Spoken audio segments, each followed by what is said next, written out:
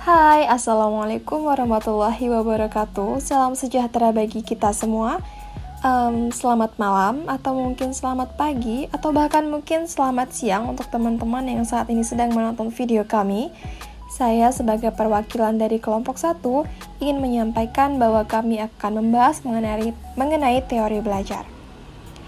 Saya akan memperkenalkan terlebih dahulu kelompok-kelompok kami. Yang pertama itu ada Kak Afrian Wahyu Ananda, kemudian ada saya yaitu Anggia Wiguna, kemudian ada teman saya Anggi Merilia, kemudian Anissa Urohmah, Indah Permatasari, dan yang terakhir itu Kak Sekar Ayu Anggraini. Cukup perkenalan dari kami, mari kita langsung masuk ke dalam pembahasan. Yang pertama itu ada teori behavioristik. 1. Teori behavioristik. Teori behavioristik adalah teori yang menjelaskan bahwa belajar merupakan tingkah laku sebagai hasil atau akibat dari adanya interaksi antara stimulus dan respon. Ciri-ciri pembelajaran behavioristik: yang pertama, mementingkan pengaruh lingkungan. Yang kedua, mementingkan peranan atau aksi. Yang ketiga, mementingkan pembentukan kebiasaan melalui latihan dan pengulangan. Yang keempat, memunculkan perilaku yang diinginkan sebagai hasil dari proses pembelajaran. Adapun contoh pembelajaran dengan prinsip behavioristik, yang pertama adalah guru mengajarkan kepada murid dengan cara membiasakan untuk bersalaman saat bertemu guru atau bertemu dengan orang yang lebih tua, sehingga murid akan terbiasa dan melakukan berjabat tangan atau bersalaman ketika bertemu dengan guru dan juga bertemu dengan orang yang lebih tua. Contoh yang kedua, guru memberikan sistem poin ketika siswa melakukan pelanggaran terhadap aturan-aturan di sekolah, sehingga siswa lebih menaati peraturan tersebut. Sebagai contoh, misal, ketika guru memberikan poin kepada siswa yang bermain HP ketika berada di dalam kelas, hal tersebut bisa mendorong siswa untuk tidak bermain HP ketika sedang terjadi proses pembelajaran. 2. Teori sosial kognitif. Teori belajar sosial kognitif dapat menciptakan suatu pembelajaran ketika seseorang dapat mengamati dan meniru perilaku yang dialami orang lain, sehingga manusia akan menerima pengetahuan, keterampilan-keterampilan, dan sikap-sikap. Adapun ciri-ciri pembelajaran sosial kognitif: 1. Fokus utama pembelajaran adalah pengamatan dan peniruan. 2. Teori sosial kognitif memahami bahwa tingkah laku, model, atau contoh bisa dipelajari melalui bahasa, teladan, dan nilai-nilai. Yang ketiga, teori sosial kognitif beranggapan bahwa peserta didik dapat meniru suatu kemampuan atau perilaku dari kejadian yang dialami orang lain atau dari hal yang diperagakan oleh guru sebagai model. 4. Teori sosial kognitif menjelaskan bahwa peserta didik akan memperoleh kemampuan jika mendapatkan kepuasan dan respon rangsangan yang positif. Adapun contoh dari pembelajaran sosial kognitif, yang pertama, ketika anak atau peserta didik meniru apa yang dilakukan orang tuanya, seperti apabila ayah dan ibunya rajin membersihkan rumah dan menolong orang lain. Hal itu dapat mempengaruhi anak tersebut sehingga anak tersebut bisa meniru hal yang dilakukan orang tuanya, seperti membersihkan rumah dan juga rajin menolong orang lain. Yang kedua, peserta didik yang melihat tayangan televisi atau konten media sosial akan cenderung mengikuti perilaku yang ada di konten tersebut. Sehingganya media massa seperti televisi dan media sosial sangat berdampak pada pengaruh perkembangan peserta didik dan anak-anak. 3. Teori belajar konstruktivisme. Teori belajar konstruktivisme dikenal sebagai pendekatan yang memandang bahwa setiap individu dapat membangun pemahaman serta pengetahuan mereka sendiri melalui berbagai pengalaman yang telah dimiliki. Ciri-ciri teori belajar konstruktivisme: yang pertama, pembelajaran yang aktif atau active learning. Yang kedua, aktivitas belajar yang menarik. Yang ketiga, siswa harus dapat mengaitkan informasi yang baru dengan informasi yang telah dimiliki. 4. Guru dapat memberikan bantuan dalam proses menempuh pembelajaran. Adapun contoh pembelajaran konstruktivisme, yang pertama yaitu guru mendorong kemandirian dan inisiatif peserta didik dalam belajar dengan menghargai gagasan atau pemikiran peserta didik serta mendorong peserta didik berpikir mandiri. Berarti dengan kata lain, guru telah membantu peserta didik menemukan identitas intelektual mereka.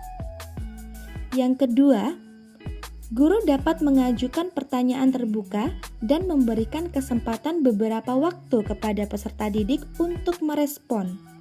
Selanjutnya, kita akan masuk ke dalam teori humanistik. Apa yang dimaksud dengan teori humanistik?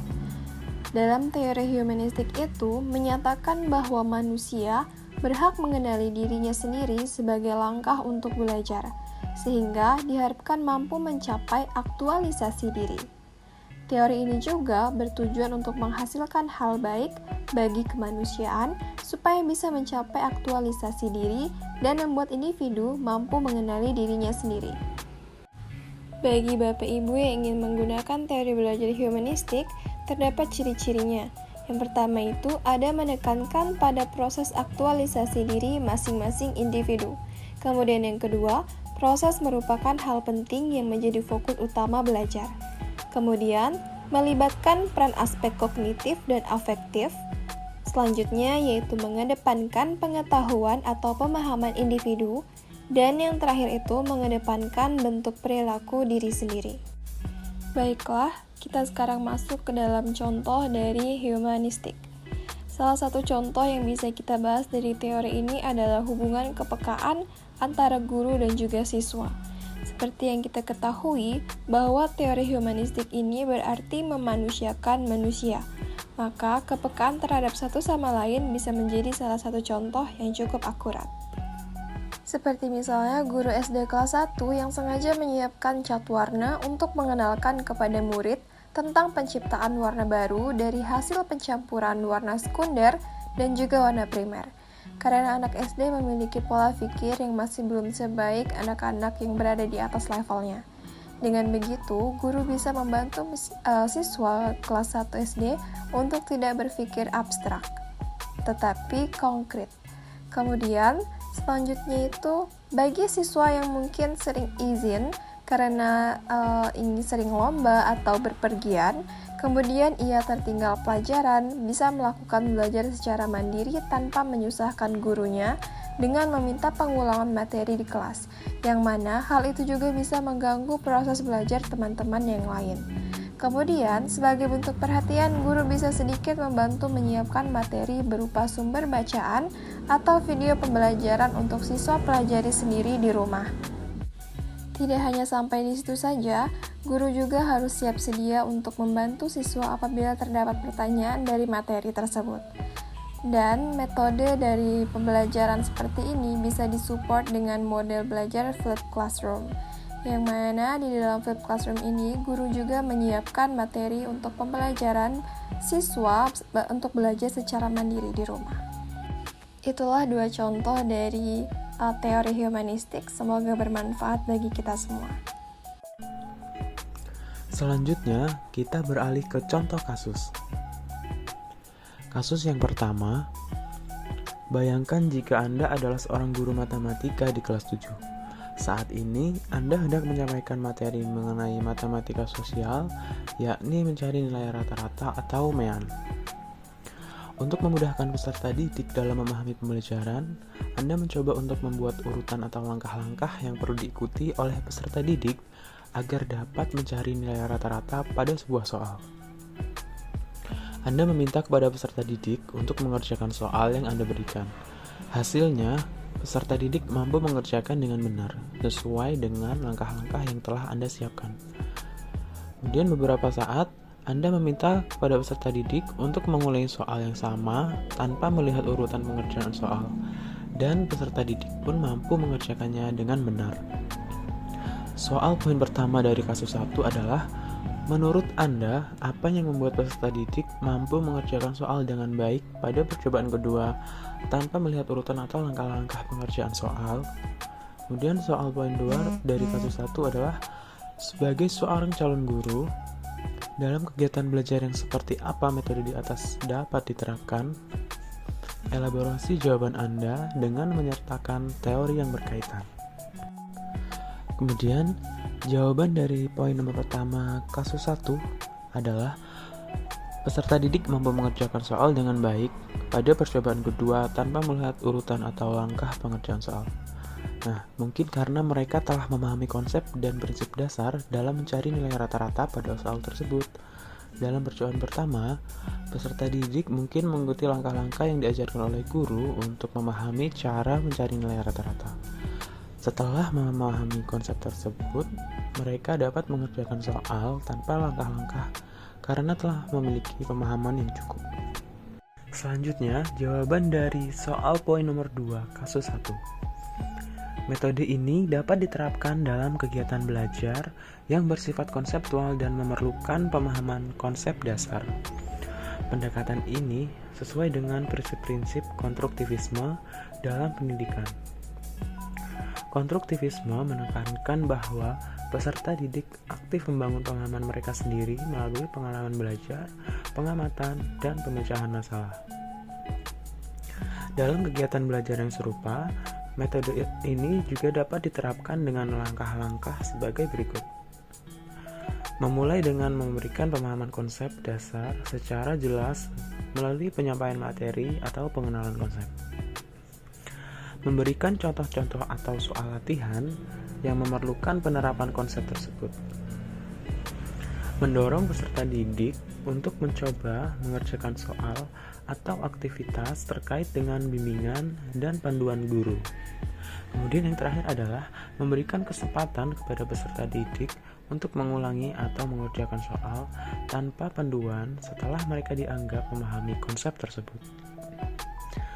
Penerapan metode ini mencerminkan pendekatan konstruktivisme, di mana peserta didik aktif terlibat dalam pembelajaran, membangun pemahaman mereka sendiri, dan dapat menerapkan konsep tanpa bergantung pada panduan guru secara langsung setelah pemahaman konsep tersebut terbentuk. Kemudian selanjutnya kita beralih ke kasus 2. Rina adalah seorang guru di kelas 1 SD. Sebagian besar peserta didiknya belum bisa berhitung dengan lancar. Rina sedang memikirkan cara yang sesuai untuk membantu setiap peserta didik menyelesaikan tantangan belajarnya. Kemudian soal dari kasus 2 poin pertama adalah, menurut Anda, apa yang dapat Rina lakukan untuk membantu peserta didiknya sesuai dengan tahapan perkembangan usia? Kemudian, mengapa kamu menyarankan hal tersebut? Elaborasi jawaban Anda dengan menyertakan teori yang berkaitan. Jawaban dari soal nomor pertama kasus 2. Rina dapat membantu peserta didiknya dengan melibatkan kegiatan belajar yang sesuai dengan tahapan perkembangan usia kelas 1 SD. Ada beberapa pendekatan yang dapat ia terapkan melibatkan yang pertama yaitu penggunaan materi pembelajaran yang menarik dan bersifat konkret, seperti manipulatif matematika, misalnya alat peraga hitung, untuk membantu peserta didik memvisualisasikan konsep angka. Menggunakan permainan atau aktivitas yang bersifat interaktif untuk membuat pembelajaran matematika menjadi menyenangkan dan menarik bagi peserta didik. Selanjutnya, memberikan tantangan belajar yang sesuai dengan kemampuan masing-masing peserta didik sehingga mereka merasa termotivasi untuk belajar. Kemudian selanjutnya, jawaban dari soal nomor 2 kasus 2. Saya menyarankan hal tersebut karena pendekatan tersebut sejalan dengan teori perkembangan kognitif Jean Piaget. Piaget membagi perkembangan kognitif anak-anak menjadi tahap-tahap yang berbeda. Untuk anak-anak kelas 1 SD, mereka cenderung berada dalam tahap operasi konkret, di mana mereka mulai mampu memahami konsep-konsep abstrak secara lebih baik, tetapi tetap memerlukan pengalaman konkret untuk mendukung pembelajaran mereka. Penggunaan manipulatif matematika dan aktivitas interaktif membantu peserta didik dalam mengatasi tahap operasi konkret ini. Mereka dapat menggambarkan dan memanipulasi objek fisik untuk memahami konsep matematika dengan lebih baik. Selain itu, memberikan tantangan yang sesuai dengan kemampuan mereka akan memberikan pengalaman belajar yang positif dan memotivasi mereka untuk mengembangkan keterampilan berhitung. Pendekatan ini juga mendukung ide-ide dalam teori konstruktivisme, di mana pembelajaran dipandang sebagai suatu proses di mana individu membangun pemahaman mereka sendiri melalui pengalaman aktif dan interaksi dengan lingkungan belajar. Selanjutnya, kasus ketiga. Made adalah seorang guru yang mengajar di salah satu sekolah negeri wilayah Bali. Ia mampu mengampu mata pelajaran bahasa Indonesia.